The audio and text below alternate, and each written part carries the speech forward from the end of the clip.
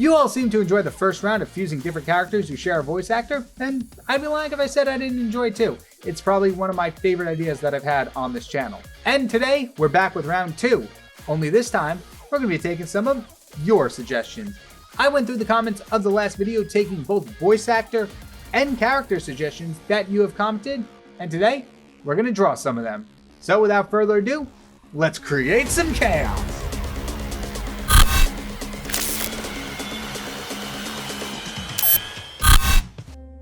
Roxtara Blight grew up as part of the Water Witch Coven on the Boiling Isles. For as long as she could remember, Roxtara was told that the Boiling Isles used to be a chaotic wasteland before Emperor Gideolzai came to power and put the Coven system in place. He claimed that the use of multiple elemental magic would soon bring about the end of days if the so-called wild witches who practiced said magic weren't quelled. In reality, the Emperor had a chokehold over the entirety of the Boiling Isles, and used the Coven system to ensure that no one could overthrow him. One day, while walking through town, Roxtara heard a commotion coming from an alleyway. Curious as to what was going on, she headed towards the source of the noise. She found herself in a courtyard where several of the Emperor's guards and a hooded figure were engaged in a battle. Despite having overwhelming numbers, the guards were no match for the figure's multi-elemental attacks. Before long, the hooded figure stood over a heap of unconscious guards.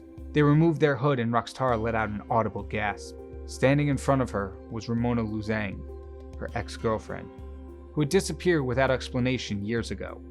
Ramona turned towards her at the sound of the gasp, and once she realized who it was, ran off. Roxtara quickly chased after her, but couldn't keep up. Ramona wasn't even running anymore. Instead, she was riding around on a ball of air, preserving her stamina. Roxtara surveyed her surroundings to try and find a way to catch up with her. She summoned all the water in the nearby area towards her and created a huge wave underneath her feet, shortening the distance between the two girls. Roxtara used some of the water to form a katana and hurled it at Ramona. The sword grazed her shoulder, breaking Ramona's concentration and sending her tumbling across the ground. Roxtara slid to a stop as the wave died down around her.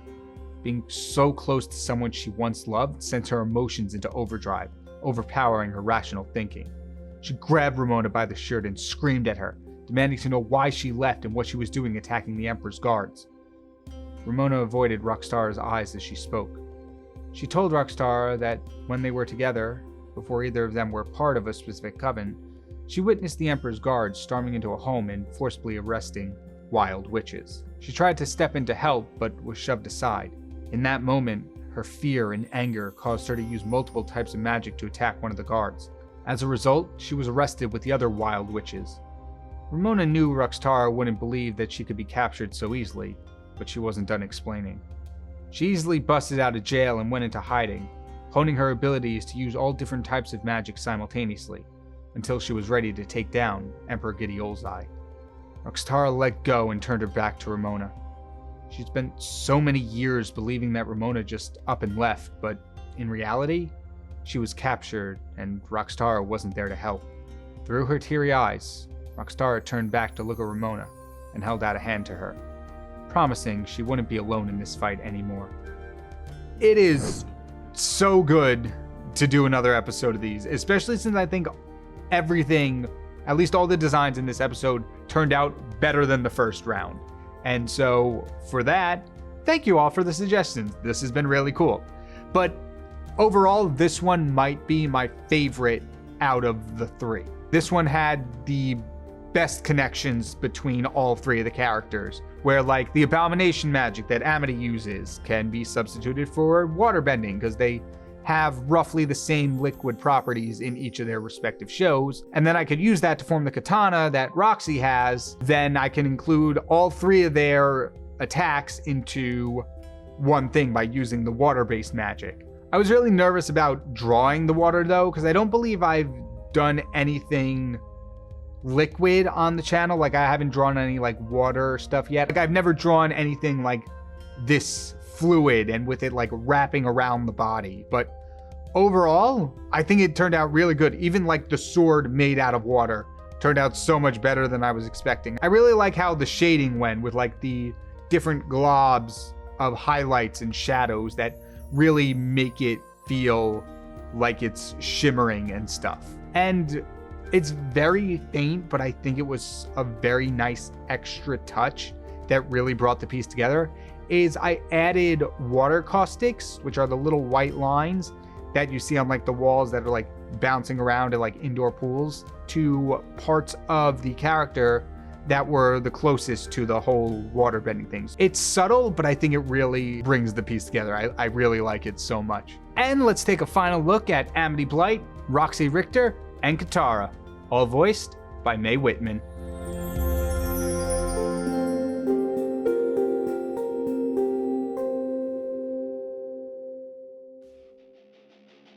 Eddie Poe always dreamed about being in a metal band, stepping onto the stage, axe in hand, and hearing the roar of the crowd increase when the lights come on. In the real world, however, he spent most of his days running a noodle shop with his father. Also, he was a panda, which, in Eddie's world, didn't typically go on to play in metal bands. Despite the black and white coloring of their fur, which would have made them fit in perfectly with a black metal band, their round shape, soft fur, and general cuteness made it hard for people to take pandas seriously in an angry, heavy-hitting music scene. Nevertheless, Eddie kept trying to achieve his dream. He was learning to play the guitar. Well, in reality it was an air guitar, as the noodle shop didn't make enough for Eddie to actually buy a real one. He also would occasionally sit outside the local stadium and listen to bands play shows. One night, while hanging outside the stadium, he noticed that the maintenance door had been left open. He quickly looked around, surveying his surroundings before sneaking inside. Though it was too dark for Eddie to see, he followed the sound of the music, which led him up a steep flight of stairs. Eventually, he saw the dancing lights from the stage and hurried towards them, only to find himself in the rafters above the band's massive set decoration. As the band was ending their song, Eddie began climbing down the set to hopefully get into the crowd for the final moments. However, as soon as he stepped onto the gigantic set piece, it gave way, and a huge chunk of it, along with Eddie, fell to the ground. The last thing he heard before everything went black was a discordant note from the guitarist. Eddie's eyes opened again as he stared up at the ashy gray sky. He turned his head side to side, only to see a desert wasteland that stretched as far as the horizon. He thought the whole world was bouncing, until he realized he was being carried by grotesque creatures made entirely out of bones. Eddie quickly broke himself from the restraints, rolled off the makeshift gurney they had him on, and landed on the ground. Bone creatures, which resembled turtles, dropped the gurney and turned towards him, brandishing weapons. One of the turtles lunged at Eddie and slashed him across the arm. Eddie recoiled and got into a fighting stance, then ran screaming in the other direction. He didn't get too far, not only because of him being out of shape or his black fur absorbing the sun, but also because the slash in his arm was causing him excruciating pain. Eddie fell to his knees, holding his head. Felt like his entire body was on fire. And suddenly, his body began transforming. His teeth and nails grew sharper. Parts of his skin were turning a deep green, and even his tail went from a tiny ball of fluff to a large, scaly one adorned with spikes. Eddie looked at himself horrified. He tried to scream, but instead let out a huge pillar of flames. The bone turtles closed in on him, ready for another attack, but before they reached him, they stopped. Eddie was no longer just a panda, but instead looked like a hybrid between a panda and a lizard. The bone creatures immediately dropped their weapons and fell to their knees. They began calling him Your Highness and offered to escort him back to his castle. Confused, but not really looking to get into another fight, Eddie went along with it and followed them through the desert. They reached the castle gates, where he was escorted inside and wound up in a massive throne room, in the center of which sat a shiny electric guitar. Eddie approached the instrument, and when he picked it up, felt a surge of electricity wash over him. Despite no practice with a real guitar, Eddie was shredding like he'd been playing for years. He never felt more alive than in this moment. Fusing Poe, Bowser, and Eddie Riggs from a game called Brutal Legends was the hardest of the three by far, not only in design but also the story as well. The problem I wound up with is that Bowser and Poe don't really have very distinguishing features. Obviously Bowser's got the green, the fire, the tail, the spikes, the shell, yada yada yada. But Poe, on the other hand, is just a panda.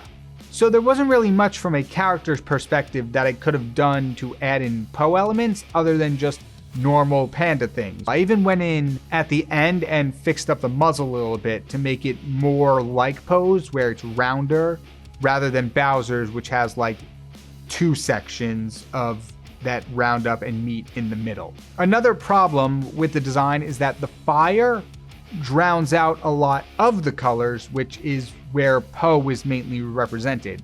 Specifically, the black eye circles around the face and even the beard kind of get a little lost, as well as like the arms and the back of the hands, which are all black, which makes it really hard to see that, oh, they're Poe's colors, they're not the same as Bowser's normal colors. This also wound up being another drawing in the whole fusion voice actor thing, where the design is heavy on 2 characters, while the story is heavy on 2 different characters. The design is very Bowser and Eddie heavy, while the story is very Poe and Eddie heavy, with him wanting to be in a metal band instead of wanting to learn Kung Fu, and then ending up in this fantastical world, which is a connection between Mario and Eddie, but it's not quite the same. If I was doing Mario Poe and Eddie rigs, it would have been much easier because there's more connections between the stories of each of those characters. And my only regret with this one is I think I went a little too heavy on Eddie Riggs from Brutal Legends, which is a game I'm not sure many people know about. So Poe and Bowser are definitely like the more well-known characters voiced by Jack Black, but I just got really into the storyline and the character of Eddie in Brutal Legends that it kind of influenced the way I was writing the story and designing the character. I still really like it, but that might just be my bias towards like metal stuff. But let me know what you think down in the comments, and thank you for the suggestion of Jack Black characters.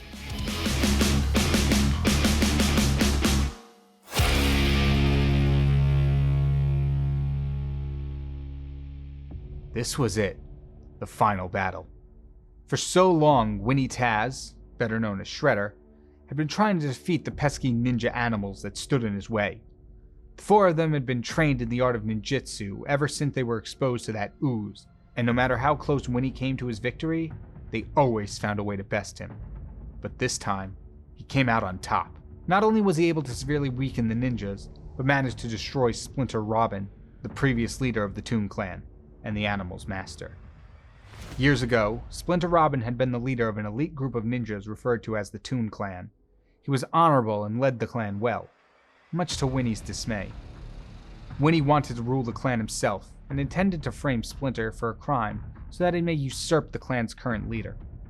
When a master from another group of ninjas came to visit, Winnie set up traps that he used to humiliate the visiting master. First, he painted a near-identical entrance on the side wall of the dojo, causing the visitor to walk directly into it when he arrived. Then, Winnie placed rakes on the ground that would fly up and hit the visitor in the face when he stepped on them, and then drop banana peels around to make him fall. All the blame fell onto Splinter, who was banished from the clan soon after, allowing Winnie to take over and transform the Toon Clan into a dangerous criminal organization. Splinter fled to Thousand Acre City, but was soon followed by Winnie and the clan, as he vowed to destroy the old master for good. Shredder let out a vicious snarl, extended his claws, and moved so fast until his lower body became a rapidly swirling tornado. Using the wind funnel as propulsion, he launched himself at his adversaries, ready to deal the final blow and officially claim his rule over Thousand Acre City. The animal ninjas tried to dodge, but he was too fast and managed to land hits on them, slicing each of the 4 in several places, wounding them even more than they had been from the previous battles going up against Shredder's minions. Shredder stopped, his lower half returning to normal, as he stood there and licked the honey off his blade. Rabbit, Piglet, Eeyore, Tigger, and Christopher Robin all laid in the grass feigning unconsciousness as Winnie defeated them in their pretend battle.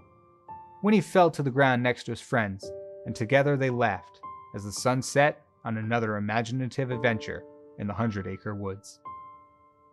It's really weird that through all 3 of the character fusions, I wound up with a picture with someone using water, a picture of someone using fire, and a picture of someone using air. And I just didn't intend that. I think by the third one, I'm like, oh, this would be cool if I did it. And as I was drawing it, I'm like, oh, that's weird. Funny how that worked out. I thought I was going to have the same problem with Jim Cummings characters as I did with the Jack Black ones, where it would have been really hard for me to find aspects of the two different animal-based characters to fuse. But it was much easier to combine them, switching up the colors of Winnie and the facial features of Taz, and just adding them together and then just dressing him up as Shredder. And overall, I know ending stories as like, oh, it was all a dream or an imagination. It's kind of a weak way to end a story, but I wanted to have more Winnie the Pooh in there just because I felt like there was good Shredder. It had the whole turtle thing going up, Foot Clan, yada, yada, yada. And then I added the tornado legs and the beastly snarls and stuff. I just feel like mentioning it, Winnie by name wasn't enough. And with the quick synopsis I read of Winnie the Pooh, it read that the characters follow their imaginations to find adventures. And although that's not exactly what they use their imaginations to go on adventures in a sort of Backyardigans-esque style of storytelling. But I kind of like it. It's a nice wholesome ending rather than like, oh, the villain won and everyone is dead. And that brings us to our final drawing of Winnie the Pooh, Shredder, specifically from the 1987 Teenage Mutant Ninja Turtles, and the Tasmanian Devil, all voiced by Jim Cummings.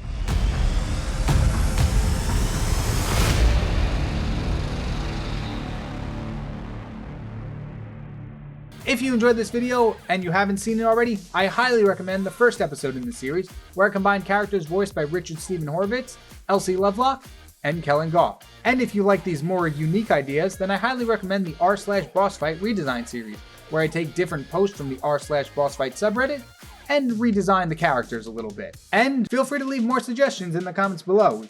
I've seen a lot of voice actors that I was very unfamiliar with. Two from this one, I did not know about Jim Cummings or Mae Whitman. So this was really cool to explore, and I would love to see more of your suggestions. And just a really quick announcement, next week's video is most likely going to be a little different. Like I mentioned in the live streams, this next week for me is just hectic with life and stuff, so I won't really have time to work on the videos. So it's probably going to be a one video story, similar to genre swapping fairy tales that I did about a year ago.